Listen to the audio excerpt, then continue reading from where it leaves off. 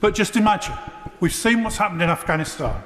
If the troops were withdrawn, if we had a position whereby the protections were not there, the plight of Jammu and Kashmir would be the same as Afghanistan, with Islamist forces coming in and eliminating democracy in the area.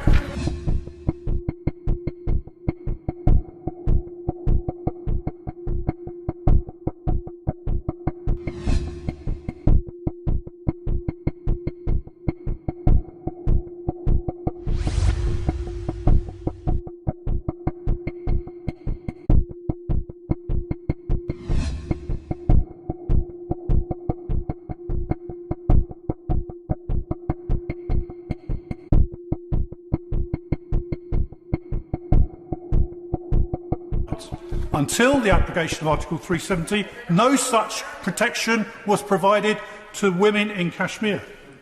Under Indian law, Muslim women are protected against the triple talaq, i.e. a man saying, I divorce you, I divorce you, I divorce you 3 times, and that's the end. No protection for women.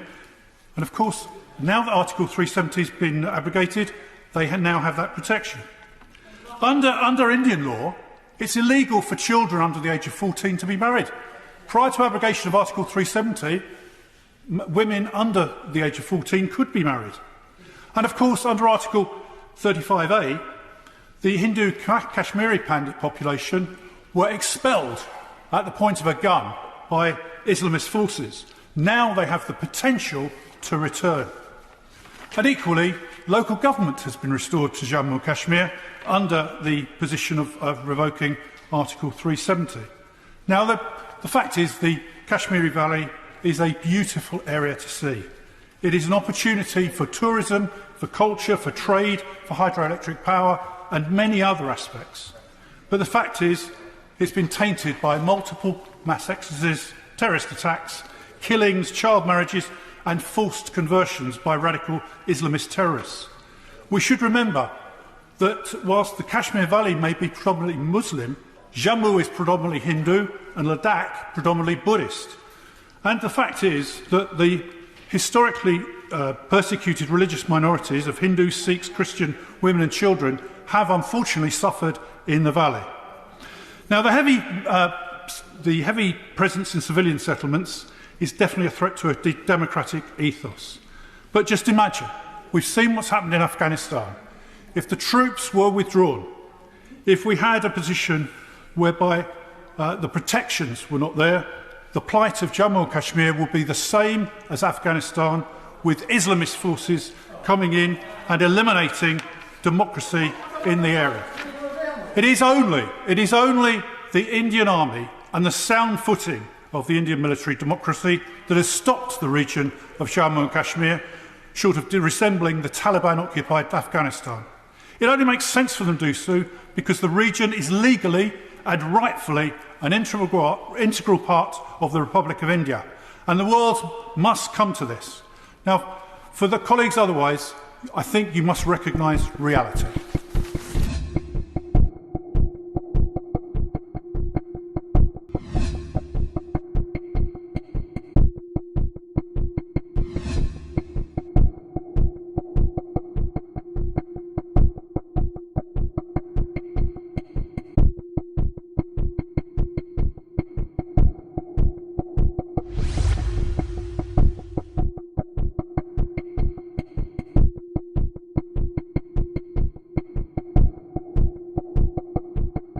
Thank you, Madam Deputy Speaker. The dispute over Jammu and Kashmir is one clearly for India and Pakistan to resolve. That's been the position of successive UK governments of different political stripes, and it's the right one. We should also keep in mind that the whole of Kashmir acceded to India when the country gained its independence in 1947, even if part of the area was subsequently seized and unoccupied by Pakistan. The Honourable Member has spoken. The Honourable Member for Oldham East and Saddleworth has raised a number of cases related to that part of Kashmir which is administered by India. As a democracy where religious minorities have full constitutional protections and which places great value on respect for the rule of law, I believe that India's courts and institutions are well capable of properly investigating alleged human rights abuses, and it's right that they do so. In a previous debate on this issue in this House, the Minister responding for the FCO welcomed assurances from the Indian government that its army is committed to compliance with the law and that disciplinary action would be undertaken in accordance with the law where necessary. I think we should also welcome the successful conduct of local elections in October 2019, in which over 3 million voters in Jammu and Kashmir took part, including minorities such as Valmikis enfranchised for the first time. Further elections took place in December last year, despite COVID adversity. And I think we also need to recognise the suffering caused in Jammu and Kashmir as a result of terrorism and fundamentalism. An infamous example occurred in January 1990 when 65,000 Hindus were expelled from the Kashmir Valley by Islamist jihadists whose slogan was "Die, convert or leave." In 1947, 250,000 Pandits lived in the Kashmir Valley, but very few now remain, after systematic attempts by extremists to force out people who question Pakistan's involvement in the region. Today's terrorist groups continue to threaten the security of people in Kashmir. These include Lashkar-e-Taiba, Jaish-e-Mohammed and Hizb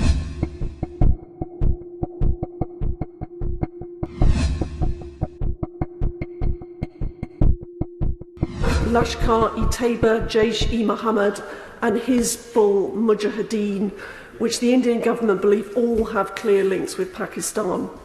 There's evidence of arms and equipment from the Pakistan military finding its way into the hands of terrorists.